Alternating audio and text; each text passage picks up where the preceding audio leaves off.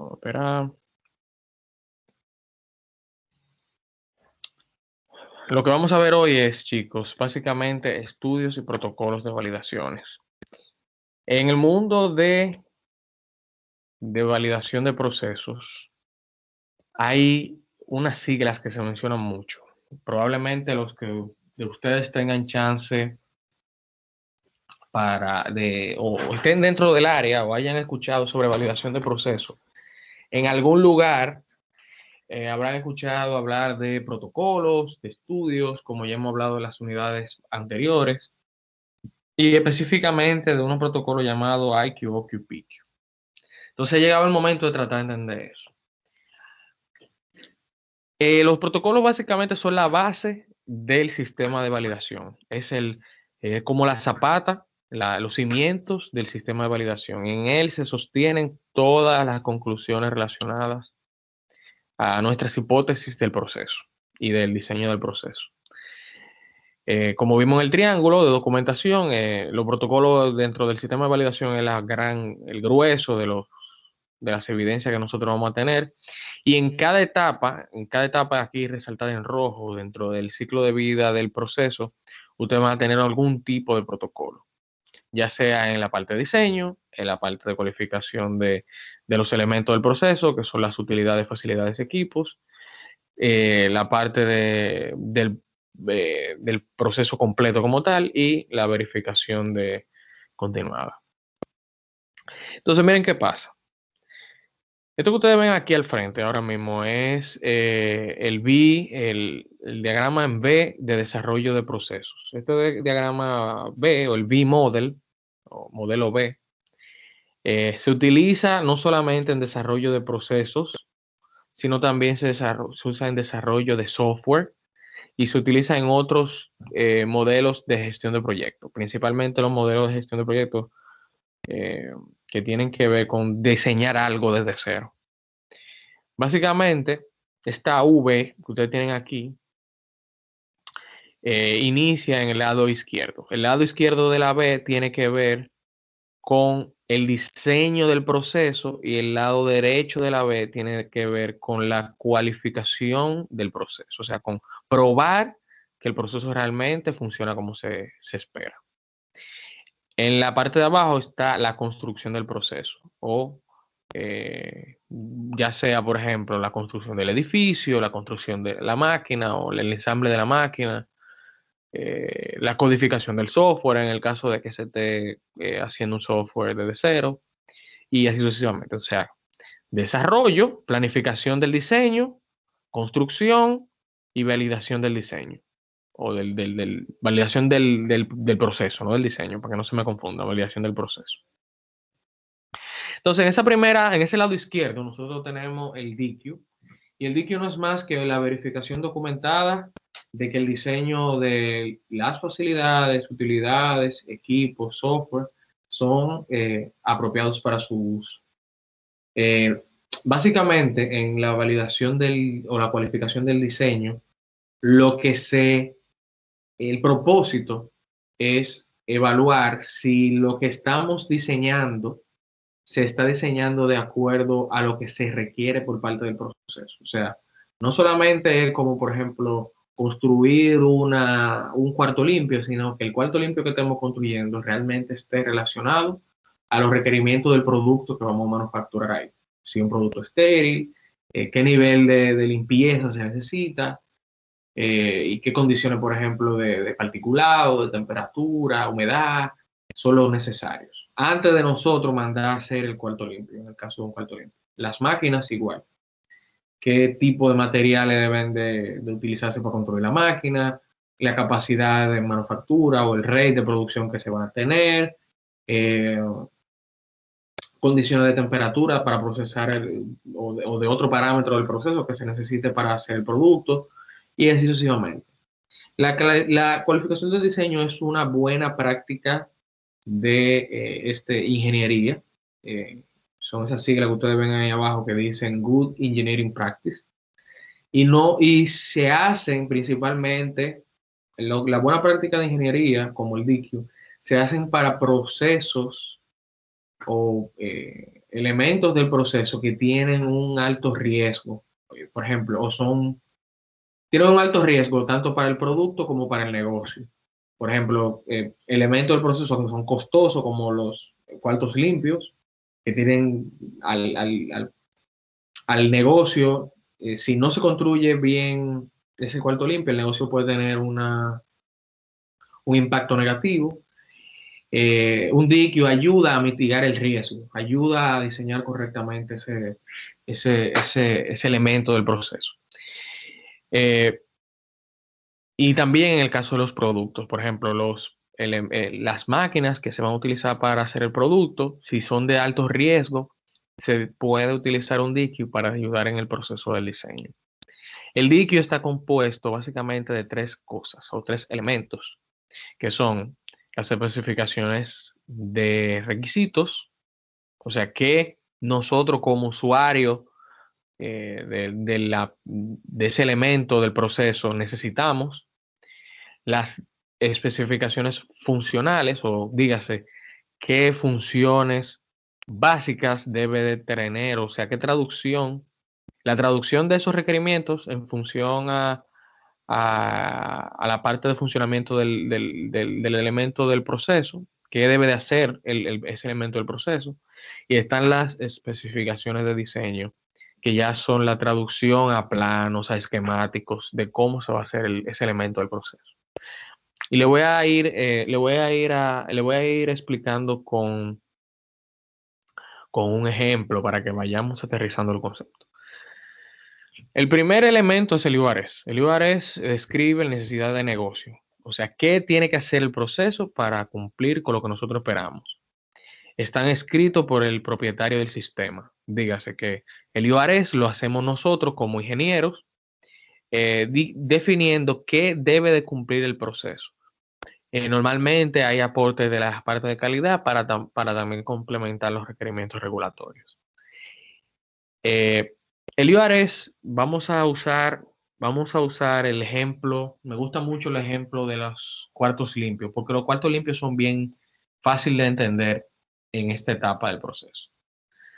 Los cuartos limpios, para que ustedes tengan una idea, se desarrollan en base a un esquema que se conoce como ah, em, eh, hay una norma ISO que define las clasificaciones de cuartos limpios. Déjenme buscarlo aquí para que ustedes vean una tablita. Clean Room. En Wikipedia un artículo, una entrada donde ustedes van a ver la definición de lo que es un cuarto limpio. Aquí ustedes tienen ejemplos, fotos. Bueno, esto es un cuarto limpio con iluminación especial. Esto es un cuarto limpio ya con iluminación más normal. Fíjense que hay requerimiento de entrada especial para limitar la cantidad de partículas en el aire y en superficies. Y hay requerimientos también de instalación relacionado al diseño del cuarto. Entonces, ¿qué pasa?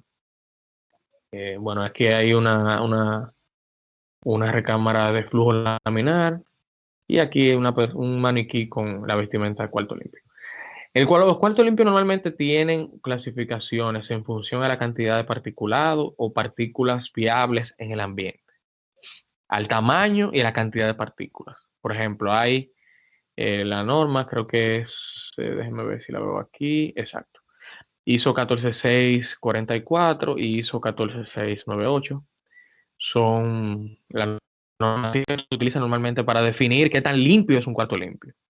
Entonces, aquí te van a ver números o clases. Mientras más alta la clase, más, vamos a decirlo así, sucio es el ambiente de producción o el ambiente del cuarto limpio. Mientras más alto, te van a ver que el tamaño de las partículas, por ejemplo, partículas mayores a 5 micrómetros, te van a ver la cantidad ahí. Mientras más bajo, fíjense que en un ISO clase 6, por ejemplo, como es este que ustedes ven aquí, tienen muy pocas partículas grandes de 5 micrómetros y una cantidad relativamente elevada de partícula de punto o un micrómetro. Entonces, cuando nosotros diseñamos un cuarto limpio, hay muchas formas de diseñar el cuarto que pueden afectar de manera directa o indirectamente estos requerimientos. Entonces, ¿para qué nos sirve el URS? El URS nos ayuda a decir qué debe de cumplir ese elemento del proceso. En el caso del cuarto limpio, una entrada debe de ser que el cuarto limpio debe ser capaz de sostener, por ejemplo, esta cantidad de partículas, como máximo esa cantidad de partículas de estos tamaños. Ese es un requerimiento que nosotros como diseñadores, como usuario del cuarto, vamos a necesitar. En ese requerimiento no se dice cómo vamos a llegar ahí, o no dice una funcionalidad del mismo, o sea, dice el cuarto tiene que cumplir con eso. Entonces, para diseñar ese cuarto limpio, no solamente se usa el tema de particulado, hay otros requerimientos. Déjeme yo, estas 4 horas. Hay múltiples requerimientos. Entonces, cada uno de los requerimientos van detallados dentro del URS. Nosotros como usuario decidimos qué vamos a hacer. Entonces, el URS es tomado por la persona o por la entidad o la compañía que va a desarrollar ese elemento del proceso. En el caso del cuarto limpio, normalmente sería, por ejemplo, los arquitectos o las personas que van a diseñar el cuarto. Ellos agarran esos requerimientos y dicen, bueno, este cuarto debe de funcionar de la siguiente manera, por ejemplo, a una temperatura X, con un flujo de aire positivo de X cantidad de CFM por minuto. O sea, dicen la funcionalidad del cuarto, cómo va a funcionar, el tipo de temperatura y demás que debe de alcanzar el cuarto. Y finalmente está el 10. El 10 es el diseño como tal. O sea, para alcanzar esa funcionalidad, esa temperatura, ese flujo de aire, nosotros necesitamos, por ejemplo, tener una cantidad X de enfriamiento a nivel de aire acondicionado. Necesitamos, por ejemplo, tener pintura o paredes con una pintura especial antiadherente que evite, que minimice el contacto de partículas. Necesitamos un piso que sea fácil de limpiar. Necesitamos por ejemplo, las especificaciones de cada elemento. La pintura tiene que ser de esta característica. El plafón del techo tiene que ser de X, Y, Z característica. Los materiales que deben de construirse el cuarto debe de ser concreto, armado, de tal tipo, para minimizar partículas y acceso, por ejemplo, de plaga o cualquier cosa al interior del cuarto. Entonces, las especificaciones de diseño, lo que normalmente nosotros pensamos como planos, como documentación en base a material, esquemáticos. En el caso, por ejemplo, de la máquina, los circuitos. Todo lo que define ese elemento. Entonces, ¿qué pasa? En base a esa especificación de diseño es como se va a construir el elemento. Dígase que si, por ejemplo, nosotros hacemos bueno, nosotros no. Quien va a construir el 10, el cuarto limpio, que la firma de arquitectos o la constructora que lo va a hacer, genera unos planos que se van a utilizar para la construcción. Y en base a esos planos, que dice y que delinean la funcionalidad y la parte de requisitos para funcionar, es que se construye ese elemento. Estas tres etapas, URS, Fs y 10, se pueden utilizar, como le dije, para, por ejemplo, cuartos limpios, pero también se puede utilizar para software. Por ejemplo, si nosotros vamos a desarrollar un software desde cero, tenemos que definir la necesidad de negocio y qué necesitamos de ese proceso, de ese software. Luego, nosotros le pasamos esos requerimientos a un desarrollador, una empresa desarrolladora que dice la funcionalidad, por ejemplo, la cantidad máxima de usuarios que se van a tener ahí en un momento dado, la cantidad de transacciones que se van a manejar por minuto, la capacidad, por ejemplo, o la velocidad de las transacciones, y que son la parte funcional. Y luego está la parte de especificación de diseño, por ejemplo, el diagrama de la red de conectividad de los servidores, la parte que tiene que ver con el código de cómo funcionan los algoritmos y todo ese tipo de temas. Entonces, este esquema para la cualificación del diseño se hace antes de construir el, ese elemento. Con las máquinas también, por ejemplo, las máquinas que son hechas a la medida del proceso, se sigue este mismo flujo. Y cada uno de esos elementos está relacionado a los IQ, los OQ y los PQ. En el caso, por ejemplo, de los requerimientos de uso, tiene una relación con el PQ. El FS tiene una relación directa con el OQ y el DS tiene una relación directa con el IQ. Vamos a entender ahora qué significa cada uno de esos en breve. El DQ, para hacer un DQ, nosotros vamos a necesitar, o sea, para desarrollar las tres etapas del DQ, entender cuáles son los EQAs y los CPP del proceso. O sea, qué realmente lo crítico del producto y un entendimiento de qué pudiera afectar el producto a nivel de parámetros o de condiciones de operación. Necesitamos entender los procedimientos de la empresa, de qué se necesita a nivel de calidad, obviamente ver las regulaciones o guías relacionadas y ver también la parte de los estándares de la industria. Por ejemplo, en el caso que usted tenga que desarrollar un cuarto limpio, esto es un estándar de la industria para el desarrollo de cuarto limpio, ustedes tienen que hacerlo de acuerdo a eso. De hecho, mira qué lindo se ve este clean room, que es un clean room que yo creo que lo usa la NASA. Así, mírenlo aquí, la NASA. La NASA hace todas sus naves espaciales y satélites en ambientes limpios, por un tema de control de, de la parte de contaminación microbiológica. Entonces, del DQ, ustedes van a sacar el DQ Report, que es un resumen de lo que se vio en el IVARES, DS y FS. Se va a construir ese elemento y se va a hacer, obviamente, se va a obtener información para el análisis de riesgo, que es el que ustedes están haciendo ahora mismo con el tema del PFMIC. El DQ no siempre se hace en todos los proyectos de validación. Como les dije, una buena práctica de ingeniería que se utiliza principalmente en elementos del proceso que son muy críticos para el producto o que llevan una inversión significativa y que son de mucha importancia para el negocio. El DQ también ayuda a crear un buen vínculo con los suplidores. Cuando se hace un DQ, ustedes se aseguran que el suplidor realmente esté construyendo lo que ustedes necesitan y ha diseñado lo que ustedes necesitan correctamente. No que ustedes se den una sorpresa ya cuando tengan, por ejemplo, el clean room hecho y que no cumple. Y que fue que el suplidor lo hizo como le dio la gana, sino que lo hizo realmente de acuerdo a sus requerimientos. Entonces, luego de la construcción de ese elemento del proceso, entramos en la etapa de FAT y SAT, que son otras buenas prácticas de ingeniería. El FAT o FAT en inglés son lo que se conocen como Factory Acceptance Test.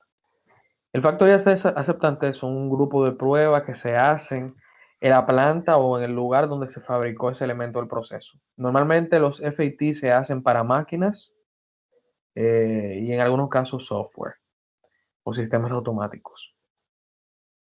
Por ejemplo, si ustedes mandan a hacer una máquina a la medida y esa máquina la van a fabricar, por ejemplo, en Japón, antes de que esa máquina sea enviada aquí al país, se puede hacer un Factory Acceptance Test para ustedes ir a Japón y hacer una prueba en la fábrica o en la planta de la compañía que hizo la máquina.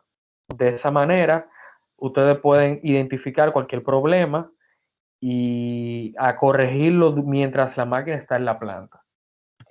Esto es bien, bien interesante porque ayuda a hacer una depuración en el lugar donde se pueden resolver muchos problemas. Por ejemplo, si ustedes depuran un equipo en la planta de donde fue hecho, quizás ahí mismo hayan ingenieros, hayan piezas, hayan herramientas que ayuden a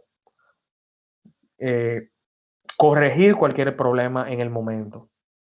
Cosa que se puede hacer más difícil una vez que la máquina esté aquí ya en la planta de ustedes. No necesariamente un FAT tiene que ser fuera del país. Usted puede hacer un FAT hasta aquí mismo. Por ejemplo, si usted tiene un suplidor que está haciendo una máquina a la medida y ese suplidor está en una planta al lado, ahí mismo al lado, puede ser que usted pueda hacer un FAT allá. Lo único es que el FAT es bien utilizado en casos donde es difícil llegar a la planta del suplidor. Si el suplidor, por ejemplo, cuenta con servicio y soporte técnico local, o fabrica localmente el equipo, la máquina o el software, normalmente no se hacen los FAT y los CT, sino que se reservan para, vuelvo y repito, procesos de alto riesgo y que necesiten ser verificados antes de ser enviados a donde se van a ser instalados finalmente. En un FAT se hace una inspección exhaustiva de todas las funciones del equipo y la utilidad. Se hace una auditoría de contrato, por ejemplo, todo lo que se acordó a nivel de DQ o fue pactado a nivel contractual, se revisa y se ve que el suplidor lo está cumpliendo, se simula el proceso también. Por ejemplo, es una buena práctica también tratar de simular el proceso normal de producción en la planta del fabricante. Y todo esto, obviamente a nivel básico, porque ustedes no van a poder llevar quizá a todos los operadores, todas las personas que van a interactuar con el equipo allá, pero tratar de ver o configurar el equipo para ver si cumple con las funcionalidades que nosotros queremos. En un FAT, ya un poco más completo, eh, ustedes van a ver, por ejemplo, que el fabricante prueba todo el sistema de la máquina o del software que se esté probando. Hay FAT sencillos, hay otros que son un poco más complejos, depende del diseño y lo que nosotros queramos probar. Son beneficiosos para ambos lados, tanto para el suplidor del equipo o del software, como para nosotros como usuarios. Ambas partes podemos estar seguras de que todo cumple lo que esperábamos y lo que fue diseñado. La corrección, vuelvo y digo, es una de las razones principales por las que se hacen los FAT, corrección de problemas, y ahorra muchísimo tiempo adelante. O sea, más adelante ya en la cascada, cuando nosotros estemos en validación full, es más difícil corregir los problemas que mientras estamos, por ejemplo, en la planta del suplidor. Entonces, a corregir problemas de manera temprana es bien, bien importante. Además, también que ayudan a identificar responsabilidades. Por ejemplo, a veces el contacto principal de nosotros como usuario de los equipos son quien nos lo vendió, o alguien de ventas.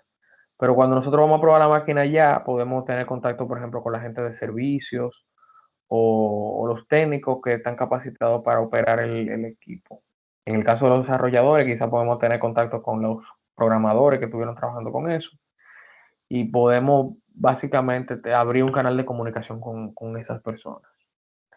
Normalmente en los FAT se arma un equipo multidisciplinario que va a probar ese elemento del proceso. En los FAT a veces van un equipo compuesto por los gerentes de proyectos o el gerente de proyectos, los ingenieros de validación, el personal de mantenimiento y a veces se llevan a los operadores, incluso a veces fuera del país. La razón es que se necesita un equipo multidisciplinario que ayude a depurar la máquina o el software que se vaya a utilizar y que ese equipo multidisciplinario pueda dar su input.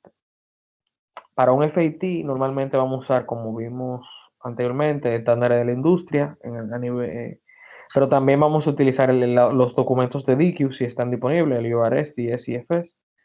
Se van a necesitar equipos de prueba, o sea, instrumentos para hacer pruebas a los materiales o a los productos que vamos a sacar de ahí, todos los diagramas del equipo, de la máquina, la lista de componentes, en el caso de que haya una lista de componentes de la máquina que se vayan a utilizar, y de ahí vamos a sacar un FAT report. El FAT report es una lista que enumera los objetivos del FAT y qué cosas fueron logradas y qué no. así como correcciones de los problemas que se hicieron en el momento, ajustes, y a veces se usan para confirmar parámetros o CPPs.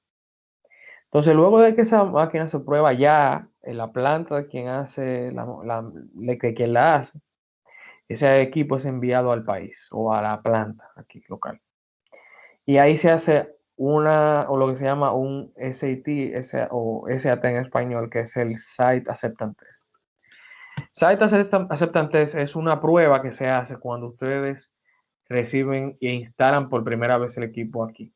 El Site Acceptance Test es un conjunto de pruebas preliminares que se hacen para depurar el equipo ya en la planta, principalmente para detectar si el transporte del equipo infringió algún daño en el mismo.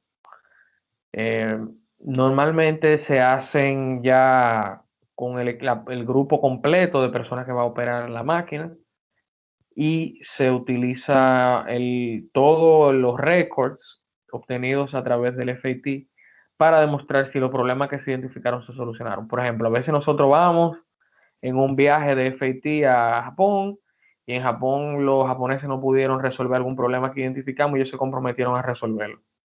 Entonces, nuestro objetivo en el SAT es detectar si realmente los problemas identificados que no se resolvieron en el FAT fueron resueltos ya una vez recibamos la máquina. El SAT nos ayuda a nosotros igualmente a minimizar riesgo y a mantener de manera limpia el tema de los contratos con los suplidores. Son bien importantes porque nos ayudan a determinar si realmente el equipo de manera conforme. Es una buena práctica de ingeniería también. Y las entradas y salidas son bien similares, solamente que para hacer un SAT ustedes necesariamente necesitan un FAT. Entonces, miren, lo que hemos visto hasta ahora básicamente está relacionado con el diseño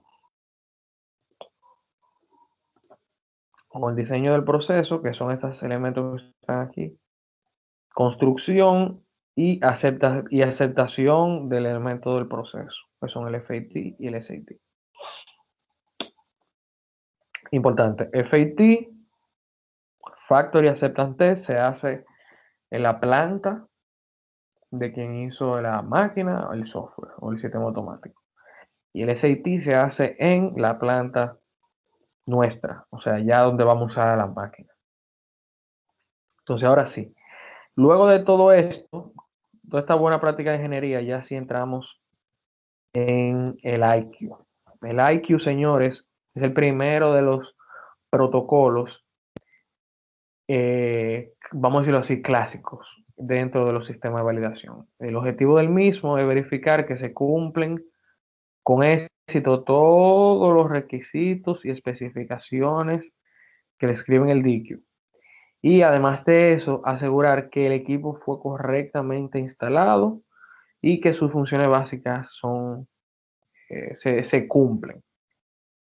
O sea, en un IQ su propósito es verificar básicamente que la parte arquitectónica, o sea, la conexión por ejemplo, a la parte del edificio. Por ejemplo, hay equipos que deben de estar fijos a la pared, al piso, que deben de tener conexión a energía eléctrica, neumática, agua, todo ese diseño arquitectónico, o sea, que la tubería que se estén usando son las correctas, que la parte del diseño mecánico del equipo realmente fue el que se solicitó en el diseño, ya de manera formal, la parte del diseño eléctrico, y hacer una instalación y una verificación funcional, así como una calibración de los equipos, de los sensores del equipo como tal. Todo esto se hace en la secuencia que ustedes ven al frente aquí ahora. Hay en un IQ 5 pasos. Primero, se hace una verificación de los documentos. En esto básicamente consiste en que ustedes ven los manuales del equipo y toda la documentación que llega con la máquina o con el software. En el caso, por ejemplo, aquí volvemos sí, con las facilidades, todos los planos, todo lo que tiene que ver con esquemáticos, ya relacionado a tubería, cableado, etcétera. Si sois un 10 o un FS, la documentación disponible. La documentación también de la parte electrónica. Ustedes saben que la mayoría de los equipos ahora son automáticos. En ese caso hay un grupo de información o documentación relacionada a la parte de programación del equipo, de los PLCs, de las interfaces, las alarmas, interlocks. O sea, que toda esa documentación de cómo funciona cada cosa la tengamos en la mano. Ver también que tengamos los manuales de calibración del equipo, los manuales de listas, los manuales de pieza de repuesto y certificados de material de construcción. Por ejemplo, hay equipos que deben de no tener algún tipo de material para ser aceptable. Por ejemplo, si se va a trabajar con un producto que es libre de látex, ninguna pieza del equipo que tenga contacto con el producto debería tener látex. Entonces, en ese caso, deberíamos tener certificados de material de construcción que avalen que el equipo no tenga ese componente. También en los cuartos limpios hay algunos tipos de materiales que son prohibidos. Por lo tanto, los materiales que se utilizaron para construir el equipo deben de ser adecuados para cuarto limpio. En ese caso, nosotros deberíamos tener documentación de cada uno de los materiales seleccionados para construir ese elemento del proceso. También la documentación relacionada a quién manufactura el equipo, el modelo, el serial, la capacidad a nivel de, por ejemplo, de pieza por minuto, capacidad instalada. Y también la documentación relacionada a equipos auxiliares. Entonces, miren qué pasa. Evaluar que tenemos toda esa documentación es importante porque cuando un equipo es nuevo, normalmente esa información no la tenemos, todo el mundo no la maneja. Y esa información debe de ir al centro de mantenimiento de la planta o también debería de ir a lugares, por ejemplo, como el archivo de validación, que es el que nos va a servir en el futuro como referencia si necesitamos saber, por ejemplo, cómo funcionan las alarmas del equipo, qué sensores están instalados, cómo se calibran. Toda esa información deberá en el futuro estar disponible. Entonces nosotros, desde que recibimos el equipo, tenemos que asegurarnos que todo eso lo tenemos en la mano. No necesariamente esperar mañana. La etapa 2 es la verificación contra la documentación del equipo. Utilidad, facilidad o software. Por ejemplo, ya después que tenemos los manuales, los esquemáticos, la parte de codificación y todo eso, hacemos una verificación para confirmar que lo que se dibujó, se diseñó relacionado al equipo realmente fue lo que se construyó. O sea, por ejemplo, cuando ustedes trabajan, quizá algunos de ustedes ya hayan dado automatización de procesos, principalmente lo del programa de ingeniería industrial. Y en automatización se habla mucho de PLC, de programa de PLC, de entrada y de salida, y del diseño, por ejemplo, del cableado del PLC. Entonces, por ejemplo, una cosa es diseñar el programa a nivel de software y de plano, y otra cosa es hacerlo en la práctica. Entonces, la verificación de esos planos y esquemáticos consiste en que ustedes agarran el plano o lo que se diseñó y van confirmando de que realmente se hizo como fue convenido.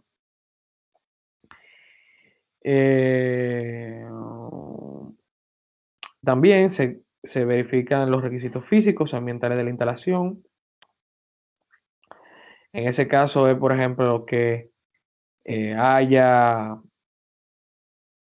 que el equipo, por ejemplo, a nivel de seguridad industrial y ambiente, medio ambiente, tenga, por ejemplo, las tuberías de escape o los puntos para la tubería de escape adecuado y que tengamos todas las características de seguridad también instaladas. Por ejemplo, a nivel de características de seguridad están las puertas de emergencia, los botones de parada de emergencia, los interruptores que se utilizan para desenergizar la máquina a nivel de seguridad y de trabajo, como son los candados o los dispositivos Loto o de lockout, tagout. O sea, que todas las funciones de seguridad y medio ambiente que estén en place. Luego está preparar el equipo para instalarse, o sea, se verifica que tengamos eh, todos los procedimientos en planta para saber cómo instalar el equipo y luego montar el equipo donde va, conectarlo por ejemplo a la corriente, al aire comprimido, a los medios de escape, todo lo que tiene que ver con instalación. Luego se verifica que la instalación se hizo correctamente, que por ejemplo no fue como que, bueno, la máquina necesita tubos o tuberías de media pulgada para el aire comprimido. Que no sé, que en la verificación de la instalación se verifica, por ejemplo, que esas mangueras son del diámetro adecuado, las que se utilizaron para instalar, no las que son del equipo, sino las que se utilizaron para instalar. Y luego está la parte de verificación de los procedimientos y programas. Por ejemplo, que los procedimientos para operación están implementados, o sea, los procedimientos que los SOP que dicen cómo operar la máquina, cómo calibrar la máquina, y cómo desinfectarla, cómo hacer la parte de mantenimiento preventivo, todo eso está implementado y que eh, estos están correctamente o publicados o en proceso de ser publicados. Ok, aquí tenemos, bueno, también la parte de lista de repuestos críticos implementada.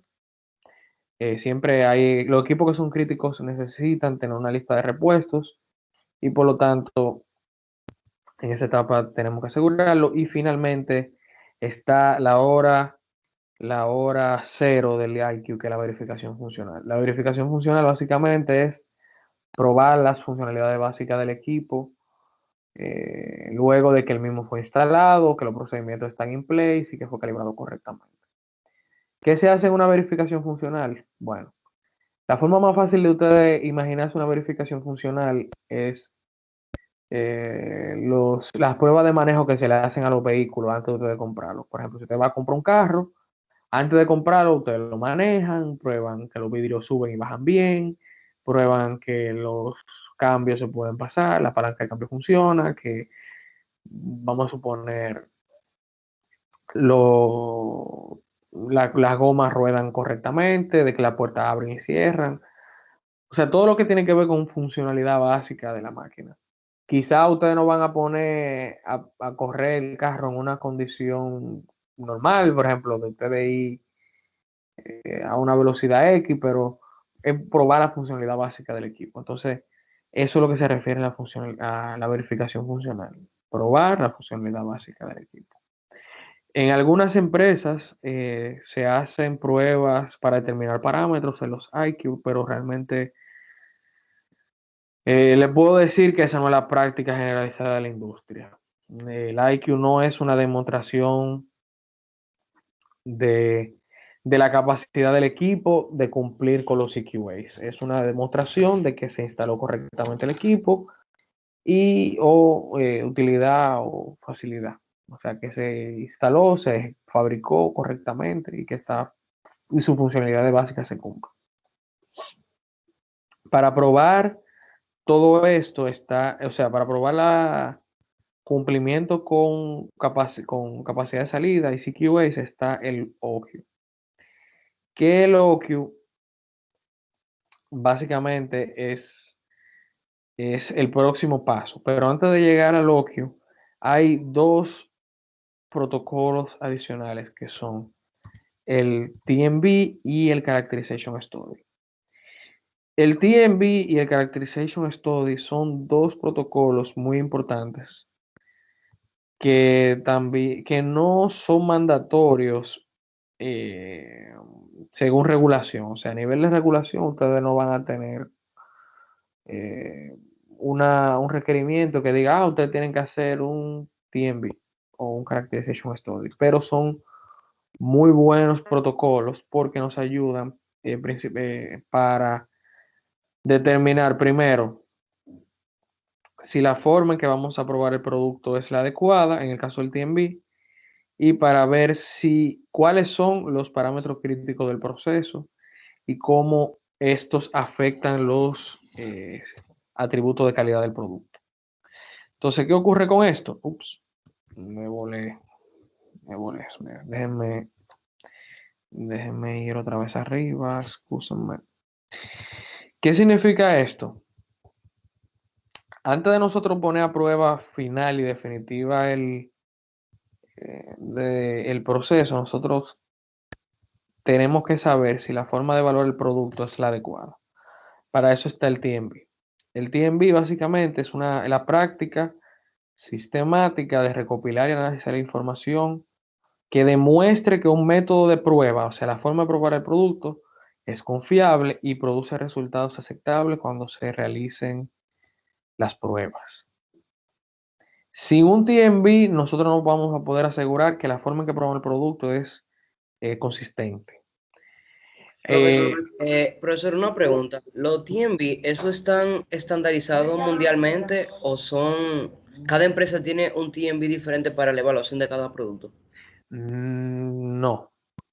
El TMB existe una guía generalizada para cada industria. Básicamente, miren, probablemente ustedes han oído hablar de algo que se llama análisis, lo que están en el programa de ingeniería industrial. Han escuchado hablar de análisis de sistema de medición o MCA. El MCA es exactamente lo mismo que el TMB. Lo que pasa es que el nombre que le da la industria de dispositivos médicos y farmacéuticos es de Test Method Validation. Pero la práctica es lo mismo. De hecho, esto es tan universal. Esto es tan universal, señores, que la Medical Devices ha tomado básicamente la guía de la AIAG para diseñar los TMB, para definir qué es un TMB bueno o válido y qué AIAG es el grupo de acción de la industria automotriz y ellos crearon, o sea, un grupo de compañías de automóviles, entre las cuales están Ford, General Motors, Chrysler, Toyota, Honda y Nissan. Y dentro de ellos han creado varios estándares de buenas prácticas de calidad. Y una de esas son los MCA. Hay un libro que define de la IAG que define cómo se hace un MCA. Y ese libro es la base que está utilizando la industria de dispositivos médicos para definir sus TMB o validación de método de prueba. O sea que la respuesta ahí es que sí, es global, hay estándares globales para cada empresa. Y hay métodos que independientemente de la empresa que ustedes vayan, ustedes van a poder decir si un método es bueno o es malo. Y básicamente los TMB se utilizan para definir o para evaluar cuando se crea un nuevo método, un método de prueba, cuando un método establecido se usa para medir otro tipo de atributos. Por ejemplo, a veces nosotros utilizamos una herramienta, un Poka-Yoke, o para una prueba, Y ese Bocayo quizá nos sirva a nosotros para medir otro atributo de calidad del producto. Entonces, antes de nosotros utilizar esa herramienta en otro método, nosotros debemos validar que realmente ese TMB funciona, ese método de prueba funciona. También está la transferencia de métodos de prueba entre una planta y la otra. Por ejemplo, si en una planta hay un método que funciona bien y nosotros queremos importar ese método aquí al país, nosotros podemos, debemos validar que realmente ese método funciona de manera correcta una vez nosotros lo implementamos. Y también para comprobar y comparar métodos. Normalmente los TMB se utilizan basado en el riesgo que existe de un modo de falla y las evaluaciones que se hacen para detectarlo. Por ejemplo, en el PFMICA que ustedes están haciendo, para el caso de hoy, hay muchos controles que se pueden implementar para, por ejemplo, aumentar la detectabilidad para aumentar la detectabilidad de un fallo. O sea, qué tan fácil nosotros nos damos cuenta. Entonces, muchas de esas acciones tienen que ver con inspección o métodos de inspección. Entonces, si nosotros estamos delante de un modo de falla con un RPN alto, o sea, con una criticidad alta, con una detectabilidad baja y una frecuencia relativamente alta, nosotros necesitamos un TMB para estar seguros de que ese método puede detectar ese problema antes o cuando ocurre, de manera segura, que no vamos a tener errores de falsos positivos o de falsas alarmas, y por lo contrario, que rechacemos productos en base a data incorrecta. Entonces, los TMB, el riesgo van de la mano.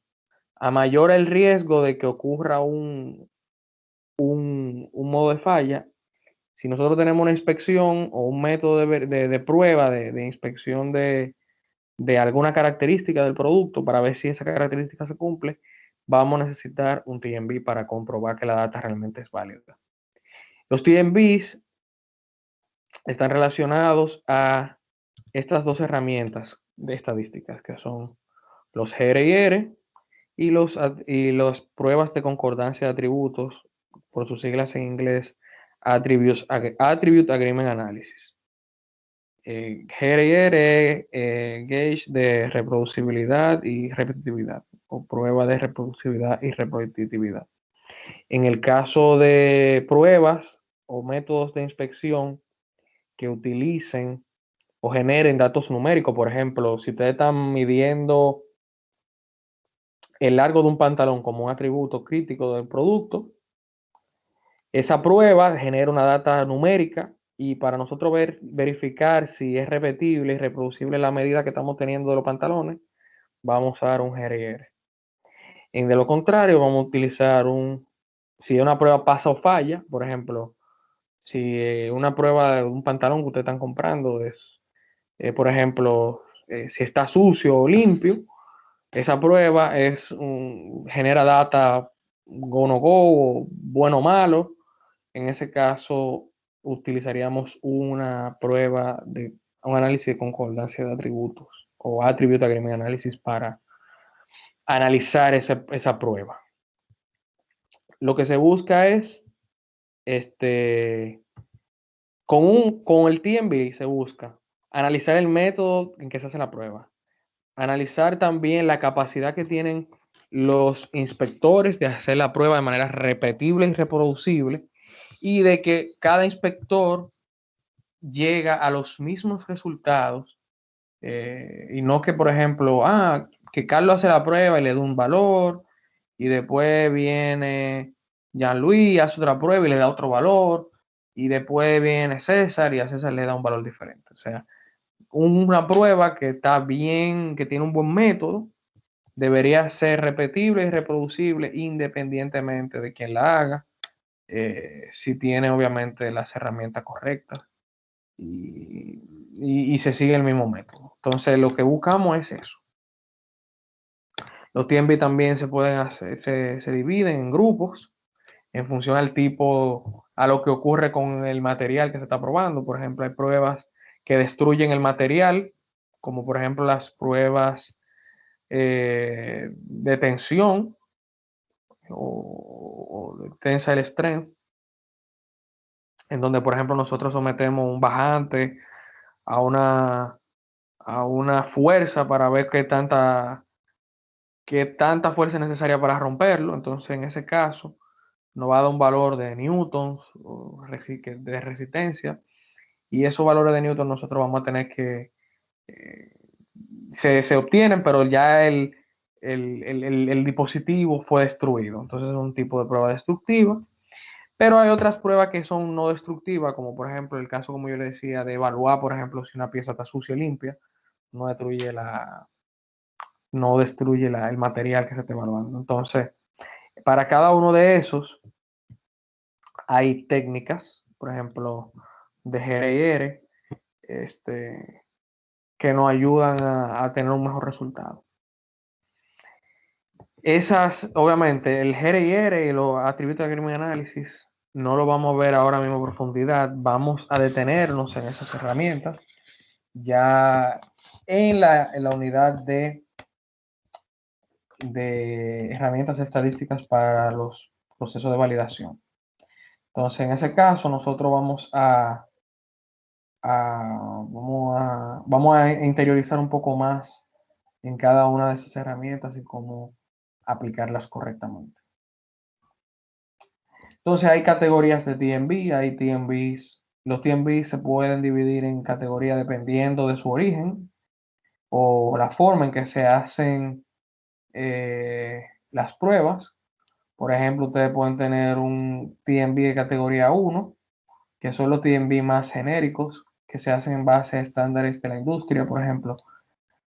Asimismo como ISO, que tiene la norma de sistemas de calidad, como la ISO 9001, ISO también hace pruebas estándares para probar diversos tipos de productos. Entonces, si nosotros tratamos de hacer una prueba estándar, según dice ISO, ese tipo de pruebas son una prueba de categoría 1. La categoría 2 de test method son las pruebas organoléctricas. Organoléctrica es una palabra bien sofisticada que se utiliza para decir pruebas que se hacen utilizando los sentidos o la percepción sensorial de un inspector. Por ejemplo, pruebas visuales, auditivas, por ejemplo, tratando de escuchar algún tipo de sonido en el producto. Las pruebas táctiles para tratar de encontrar, por ejemplo, algún tipo de perfil puntiagudo o algo así por el estilo. Son pruebas que utilizan los sentidos de los inspectores. También están las pruebas que utilizan instrumentos calibrados o combinaciones de instrumentos calibrados con los sentidos del inspector. En este caso están, por ejemplo, las pruebas que se hacen con reglas, con dinamómetros, instrumentos calibrados en sentido general, espectrofotómetro, cualquier tipo de instrumentación. Y luego están la categoría 4. La categoría 4 son métodos de prueba que utilizan cualquier combinación de lo que le acabo de decir anteriormente, en adición a algún tipo de software. Por ejemplo, en el caso número 1, hablábamos de una máquina que podía medir el ancho, me parece, de una curita, de una bandita que se utilizan para heridas. Esa curita, ese sensor que se mantiene monitoreando ese ancho, tiene un método de prueba complejo porque probablemente haya una parte, un software que sea el que esté analizando la data que viene de ese sensor o de esa cámara. Entonces es un tipo de prueba de categoría 4. Mientras, fíjense que los colores se van poniendo como más rojitos. Los categoría 1 son métodos de prueba generalizados. La industria ha demostrado que son, vamos a decirlo así, funcionales, que dan resultados válidos. Y la categoría 4 son los más difíciles y lo que tenemos que tener más cuidado validándolo, porque son probablemente diseñados a la medida del proceso. Entonces, mientras más alto la categoría, mayor el riesgo de que haya una falla en la data que genera el sistema de medición. Y lo ideal es que nosotros tengamos un sistema de medición que sea exacto y preciso. Dígase, como vemos aquí en la gráfica número 4, que la media, por ejemplo, de las observaciones y que los valores individuales estén cerca. Eso es lo ideal, pero nosotros podemos tener varias diferencias. Por ejemplo, quizá antes de nosotros validar un test método, un método de prueba, ustedes se van a dar cuenta que el proceso varía y que la media, por ejemplo, del proceso está desviada con relación a... De lo que dice el método de impresión está desviada con relación a lo que realmente es el valor real de la población. Entonces, nuestra misión con los métodos de prueba de la validación de método de prueba lleva un proceso de lucir así, que ni es exacto ni preciso, a que sea preciso y exacto, donde las mediciones coinciden entre sí y el valor aceptado. Eso es nuestro ideal.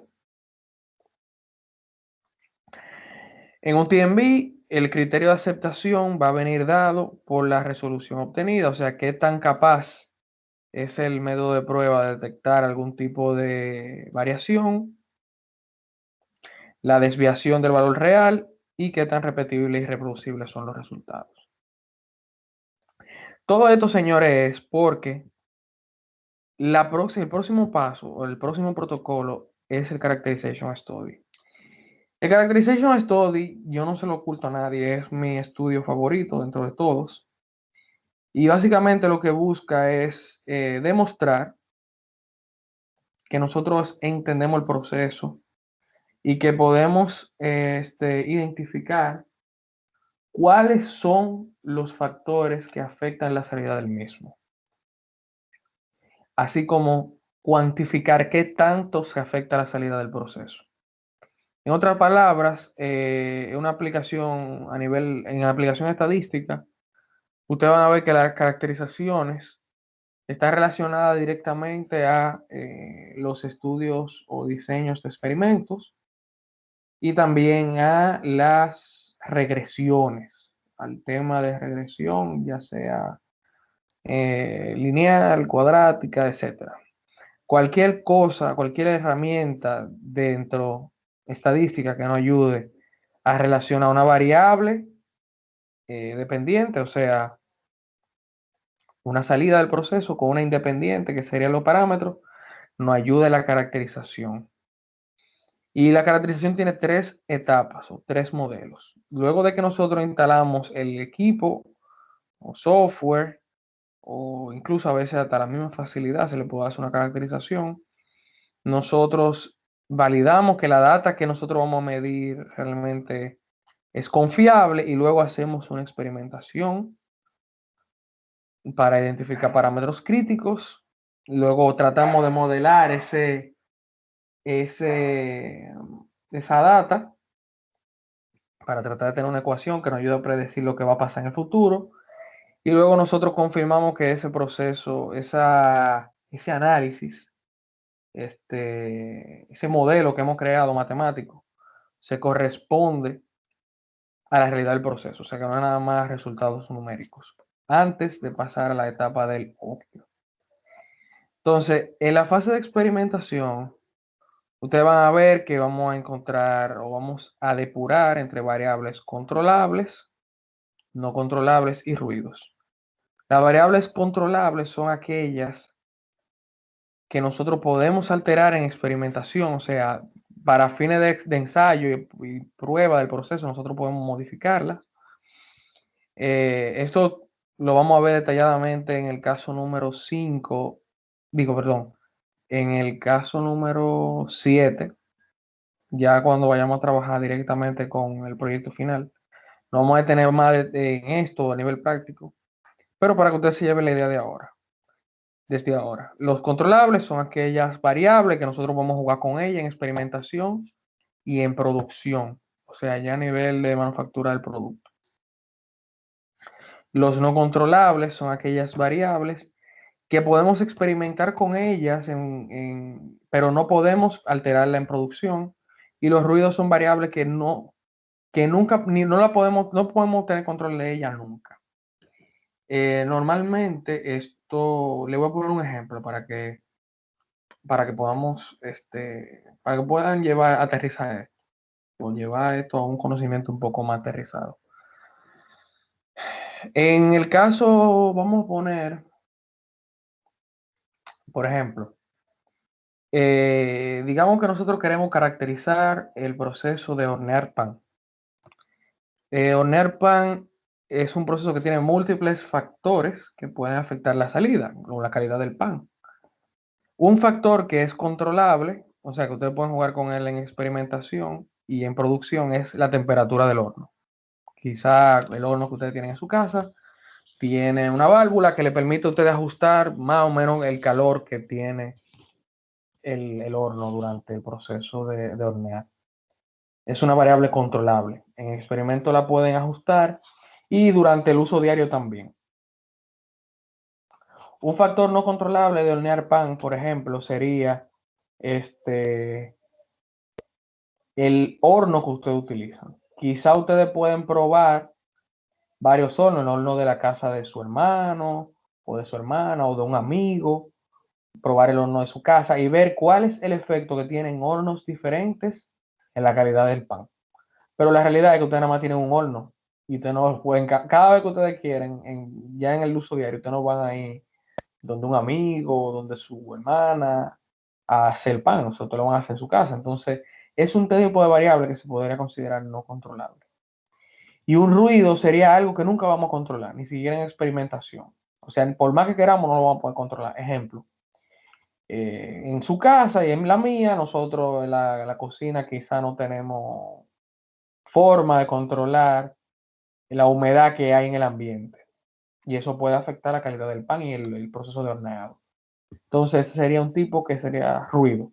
Dice, en experimentación va a ser muy difícil que ustedes consigan poner la temperatura, la humedad del ambiente a un grado X, a un % X de humedad. Ojo, lo que para nosotros en la cocina es quizá un ruido, quizá en otro ambiente o en otro proceso industrial no es un ruido. Por ejemplo, en las empresas que tienen cuartos limpios, el tema de la humedad probablemente no es un ruido, sino es un factor no controlable porque ellos pudieran jugar con él en experimento, pero en producción tienen que mantenerlo a un nivel deseado. Entonces, esa caracterización o este ejercicio se hace para seleccionar variables y priorizarlas y seleccionar cuáles se van a utilizar para experimentación. Esa etapa de experimentación lo que va a Profesor, buscar. una pregunta. La variable de temperatura, las empresas lo toman como de dos maneras, tanto el como el exterior, como usted sabe la temperatura del país, que tanto el interno que ellos puedan controlar, como si son cuartos refrigerados, un ejemplo, sí, tiene que tener una temperatura, no toman ese tipo de variables, sí. Lo toman los dos, Carlos. Realmente, dependiendo del proceso donde tú estés,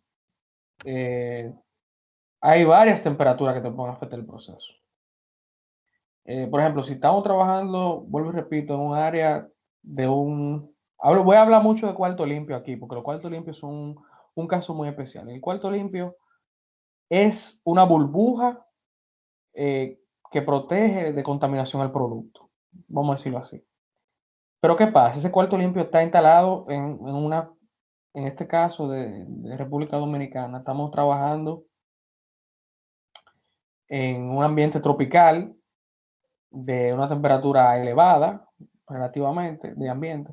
Y para eso afecta la capacidad que tienen los aires acondicionados de operar y de sacar, por ejemplo, humedad del cuarto.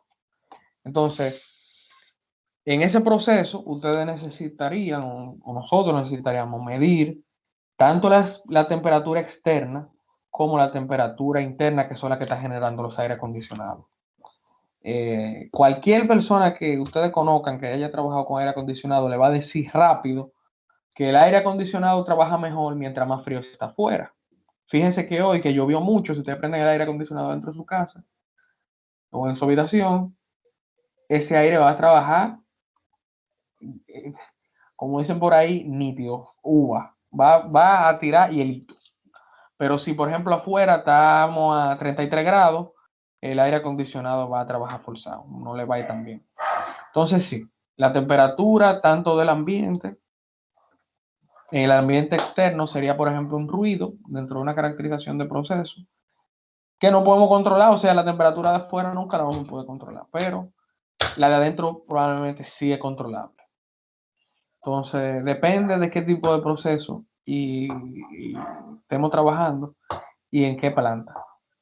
Yo normalmente les doy el ejemplo también a otros grupos de que hay procesos que en ciertas industrias son controlables y en otras empresas no controlables. Por ejemplo, si ustedes se van a cualquier empresa de manufactura textil eh, que no tenga controles ambientales, ustedes se van a dar cuenta, por ejemplo, o puede ser que ustedes vean, ahí mismo siguiendo el tema de la humedad, que la humedad, por ejemplo, afecta a las telas y hace que la tela encoja o se expande en función a la humedad que hay en el cuarto de manufactura. Quizá en una empresa donde sí haya control de temperatura, aire acondicionado, todo ese tipo de cosas, eso no ocurra y sea más consistente. Entonces, todo, Carlos, depende de la empresa donde estemos y del proceso con el que estemos trabajando. Ok, perfecto. Gracias, bro. Entonces, miren qué pasa. Lo que buscamos en experimentación es llevar el proceso, un proceso que ustedes no conozcan. Quizá ustedes tengan una idea más o menos de en qué configuración debemos de correrlo para tener un proceso que funcione. Por ejemplo, me gusta mucho el ejemplo de hornear pan. Quizá la receta le dice, mira, para tú hornear el pan perfecto, el pan de agua perfecto, ustedes tienen que hornear entre 250 grados y 285 grados. Hay una ventana, vamos a llamar ese rango ventana.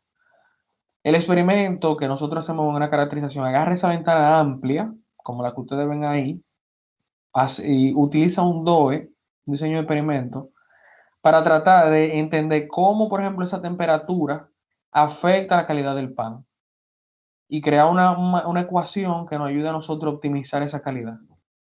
Esa ecuación nos va a permitir en un OQ, que es la fase siguiente, a llevar a reducir esa ventana, por ejemplo, de decir de 250 a 285, decir, bueno, mira, en 250 el pan pasa, pero realmente no está como debería.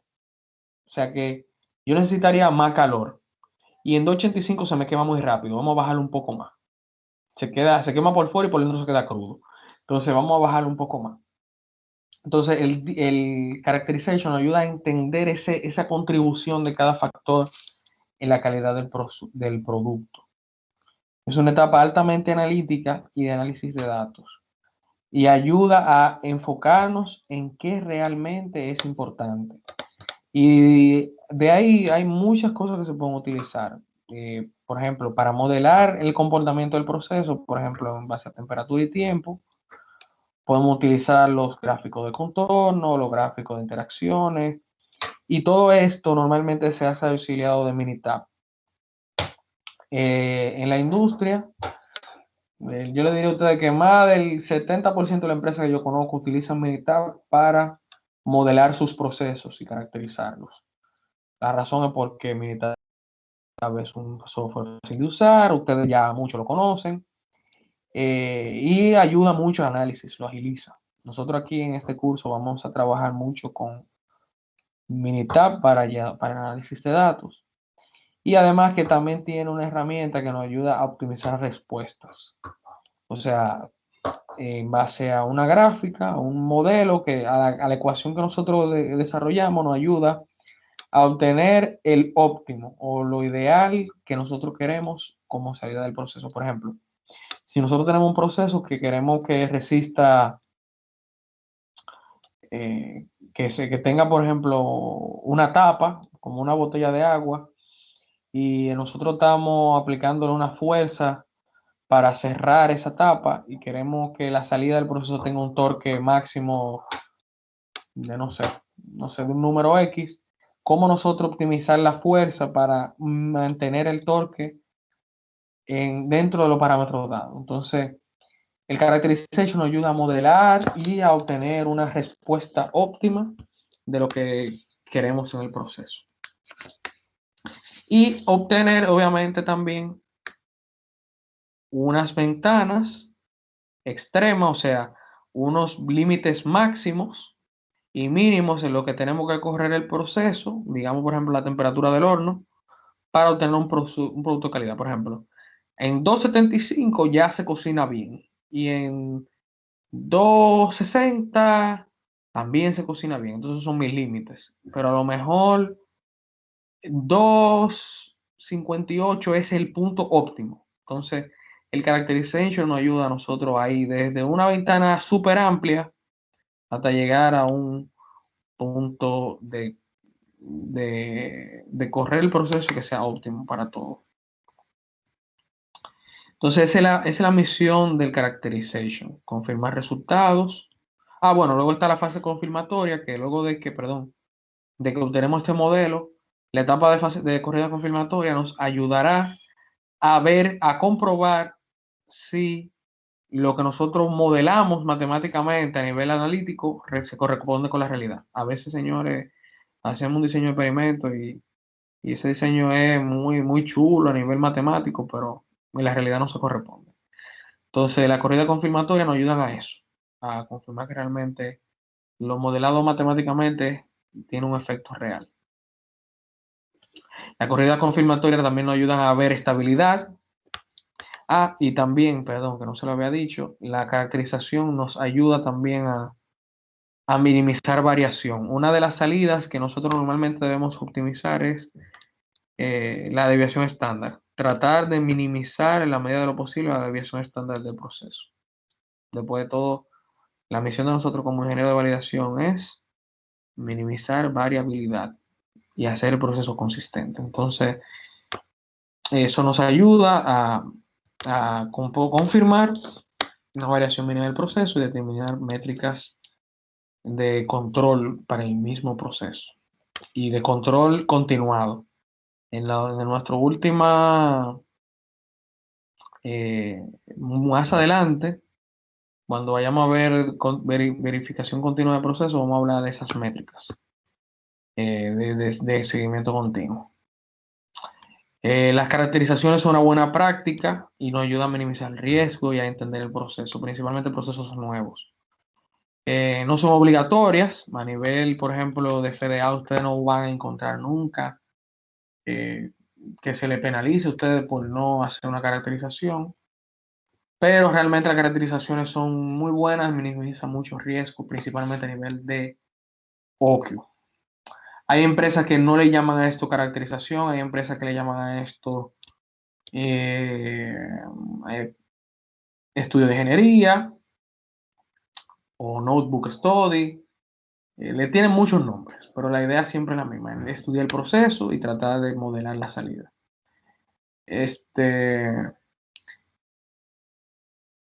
Y confirmar que realmente la salida es estable. Entonces, miren, por hoy, lo vamos a dejar hasta aquí. El miércoles o la próxima clase, vamos a hablar de OQ ya de manera más detenida y vamos a hablar de PQs. Vamos a hablar de OQs y de PQs. Entonces, ahí vamos a cerrar los protocolos. Y luego ya usted va a tener yo le voy a habilitar la autoevaluación para que ustedes la completen. Para finalizar, recuerden que hoy tenemos la entrega del caso número 3, grupal, y que cada uno de ustedes asegúrense de que el miembro asignado del equipo lo haya subido correctamente. El entregable, recuerden que son dos partes, son el flujo y la tabla, las dos cosas. Bien. Entonces, señores. Profe, una pregunta. En Excel, no recortado y que pegado en un Word y PDF, sino directamente desde el Excel. En el Excel. Ok. No tienen que guardarlo PDF. De hecho, si lo guardan PDF no me están ayudando porque normalmente yo ahí mismo le pongo los comentarios y todo. Y creo que el aula virtual tampoco se lo va a dejar entregar en PDF. Le va a decir que se lo va a rechazar. Profe, una pregunta. En la clase pasada, yo creo que habíamos quedado que si el RPN daba mayor a 200, se requería una validación. Entonces, si da menor, en la parte de recomendaciones, ¿se pone una acción o simplemente se dice que no es requerida una validación? Mira, es una muy buena pregunta. Lo de la validación yo se lo puse porque realmente mi objetivo es que ustedes identifiquen la parte crítica del proceso. Pero a todos los modos de falla se le pueden poner controles, hasta los menos críticos. Obviamente, la misión del análisis de modo de falla es priorizar. O sea, lo que tiene mayor riesgo, ponerle más controles. Pero ustedes pueden ponerle control a todo. Ahí no se tienen que limitar en ese sentido, realmente. Lo que yo sí espero es ver cuáles procesos y modo de falla van a requerir validación o actividad de validación. Eso sí es lo Gracias, mismo. profe. Siempre. Más preguntas, chicos, dudas. Una pregunta, profesor. El resultado al final de la que usted mencionaba que si daba por encima, no recuerdo, como de 200 era. Como de 200. Que teníamos que hacer como la conclusión. Como que requerían su validación. En la acción recomendada, ustedes deben de poner si hay que validar. En la columna J me parece que es. Exacto. Era para confirmar si era por encima de 200, profe. Por encima de 200. De hecho, bueno, esto me sacó, vamos a enseñarle. Hay un documento dentro del entregable de hoy que es la guía de los RPN. O sea, mire, si ustedes van aquí,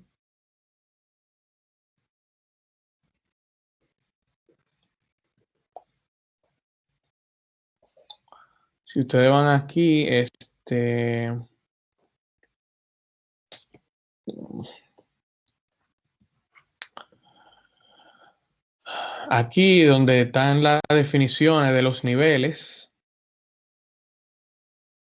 al final le va a decir eso mismo. Recuerden, cada planta, cada empresa tiene un nivel de tolerancia a riesgo. Entonces, en este caso, un RPN, si ustedes ven que está por debajo de 200, va a ser aceptable. O sea, no necesita control adicionales. Si está por encima de 200, entonces sí va a requerir acciones adicionales, específicamente validación, que es lo que nos concierne a nosotros. Si estuviéramos trabajando y yo le dijera, mira, no, hay que poner una inspección, tenemos que entrenar a la gente, tenemos que poner mantenimiento preventivo, tenemos que calibrar los instrumentos, tenemos que hacer muchas cosas. Entonces, el enfoque aquí es validación más que otra cosa.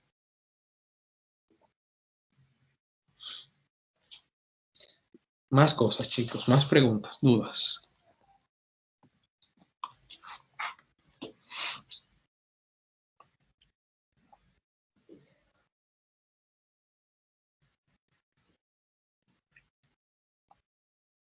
No hay más preguntas.